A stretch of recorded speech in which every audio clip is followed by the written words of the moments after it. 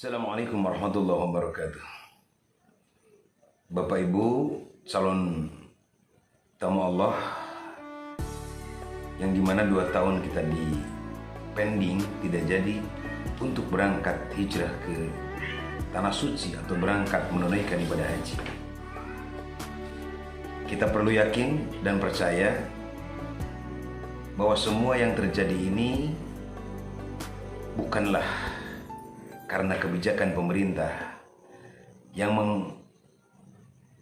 menjadikan kita tidak berangkat, atau karena penyakit yang melanda kepada seluruh dunia. Tapi hakikatnya ini adalah ketentuan dari Allah Subhanahu wa taala untuk kita tidak berangkat ke Tanah Suci. Perlu kita yakini bahwa semua yang terjadi ini adalah kehendak Allah Subhanahu wa taala. Kita harus menerima apa yang telah diberikan oleh Allah. Jadi kita tidak perlu menyalahkan makhluk.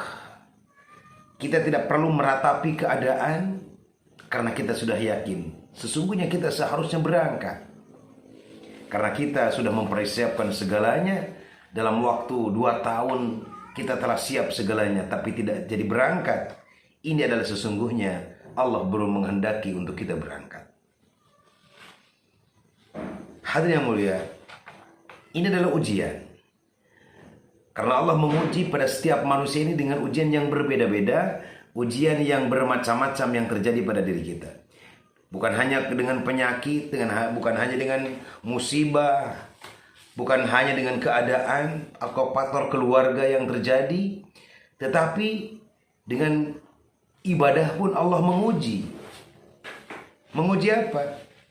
Dengan tidak berangkatnya kita ke Tanah Suci, hati kita sabar apa tidak? Menerima apa tidak? Karena yang terpenting adalah hati kita menerima keadaan ujian dari Allah Subhanahu wa taala. Bukan hanya sebuah berangkat saja ke Tanah Suci, tapi hati kita diolah dulu, mungkin dilatih dulu oleh Allah agar hati kita handal dan kuat untuk menghadapi berbagai macam keadaan, termasuk kita gagal dalam rangka menunaikan ibadah haji.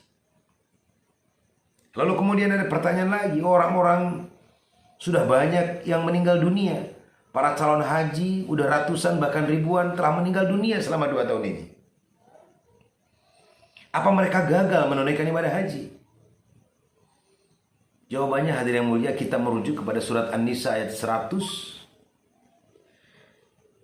di mana di dalam ayat itu Allah Subhanahu wa taala berfirman, "Wa may yakhruj min baitihi muhajiron ilallahi wa rasulih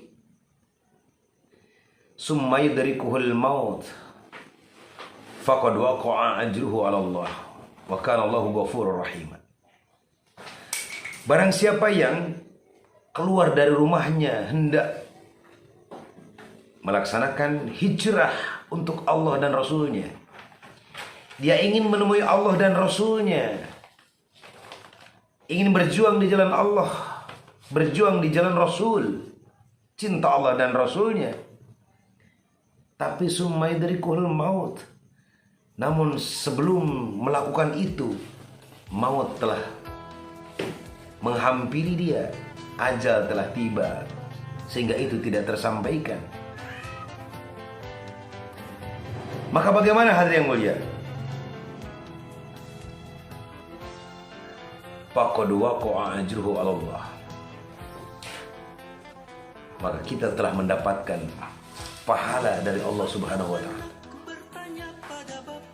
Wa kana Allahu ghafurur rahim, dan kemudian Allah akan mengampuni atas dosa-dosa mereka yang telah meninggal.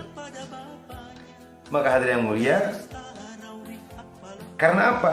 Dia telah mengorbankan hartanya, dirinya, waktunya, pikirannya, berusaha sekuat tenaga untuk menunaikan kewajiban agar dia bisa berangkat ke Tanah Suci. Tetapi bukanlah Allah menggagalkan, namun Allah telah memberikan kemudahan agar dia tidak capek-capek untuk berangkat.